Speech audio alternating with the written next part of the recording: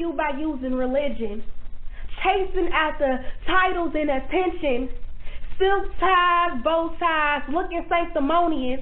But behind garments and ties, I was that Pharisee in disguise. I used to be a hypocrite. Didn't practice what I preached. I heard the word, but ain't take heed because I was too busy scribing my own theories. I used to be a hypocrite. I would backstab, gossip, defame, and exaggerate the truth. Those secrets you trust me with.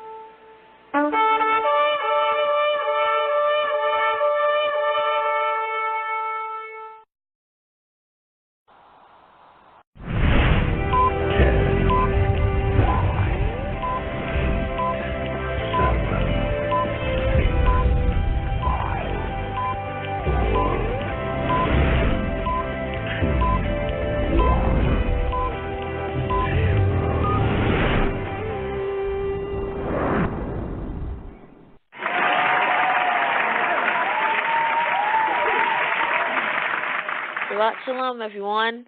Welcome back to another Children of Yah teaching. If you are new to this, Children of Yah is a Bible teaching series for children where I'll be posting videos on YouTube teaching about the Most High Yah and His Word, the true Word. If you've listened to our last teaching, then you know that it was on the second commandment. Episode 3 is entitled the third commandment. Let's get started with today's lesson.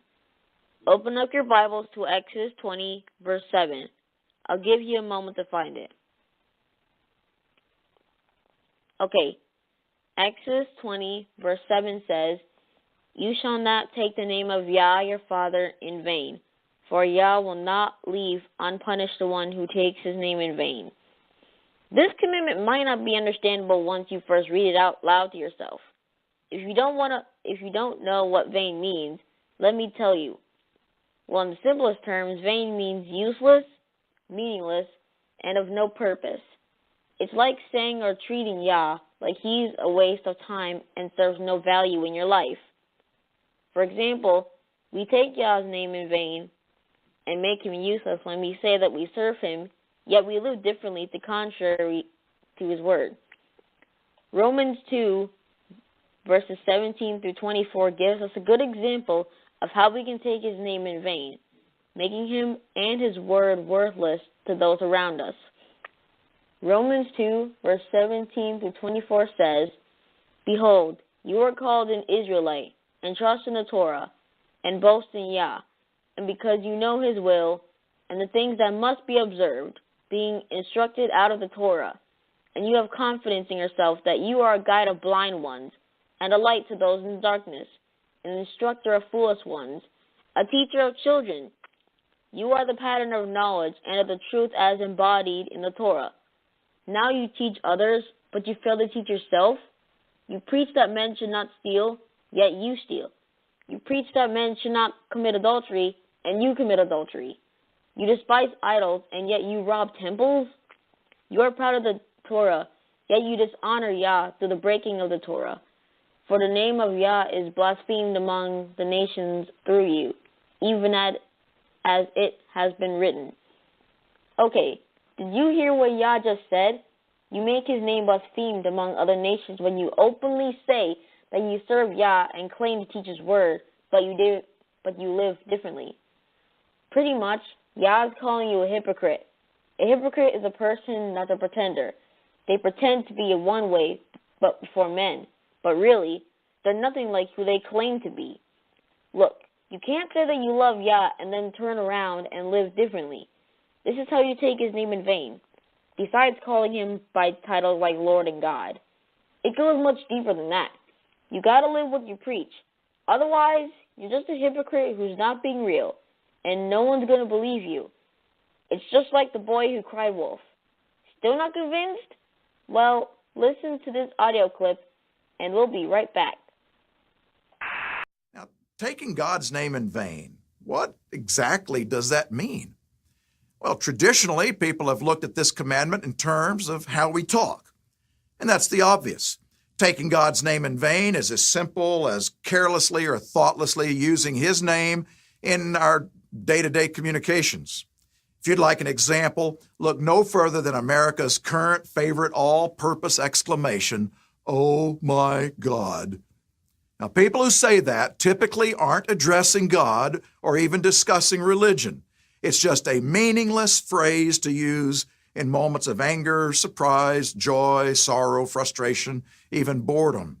And if we use it that way, we're certainly taking God's name in vain. Even worse, of course, are the blatant curse words and phrases that invoke directly God's name. But that's just one aspect of this commandment. You see, something happens when you become a follower of God.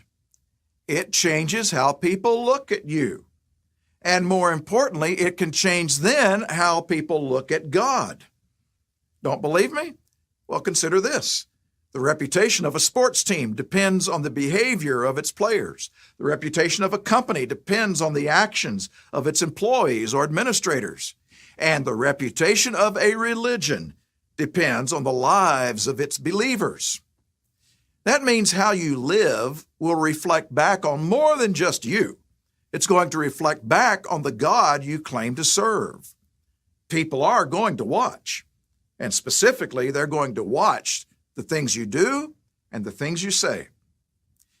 Now, that sounds a bit daunting. It's because it is.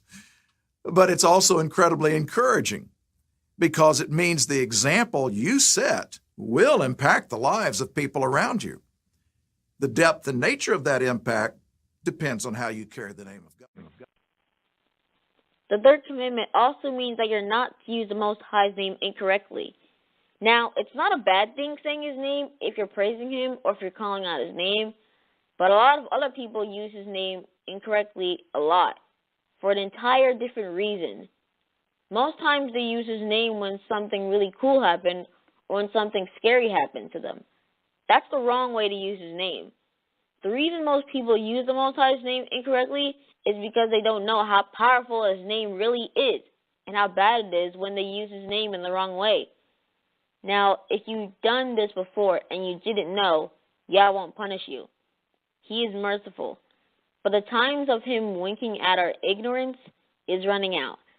Let me give an example of how you will be using Yah's name the wrong way and how you should use it the right way. The way of using Yah's name incorrectly is by saying it when there's a certain feeling you get when maybe something really gets you, really mad, sad, happy, scared, or like I said before, when something really cool happens. Now, here's the right way to use his name. Using Yah's name the right way is an extraordinary thing to say and do. When you're calling on his name and praising him because you're happy about the way that you're living the right way, that's the right way to use Yah's name. I've pretty much cleared everything you need to know about the third commandment. Now, what did we learn today? Today, we learned about the third commandment and how we're not to use the Most High's name incorrectly, making it of no use or value. Remember, kids, you are one of Yah's unique creations, and he loves you very much. Don't make the same mistake as the children of Israel did by making his name blasphemed before the other nations. Don't be a hypocrite and live a lifestyle that doesn't represent Yah in a righteous way. This is Children of Yah signing off. Thank you for listening. Shabbat Shalom.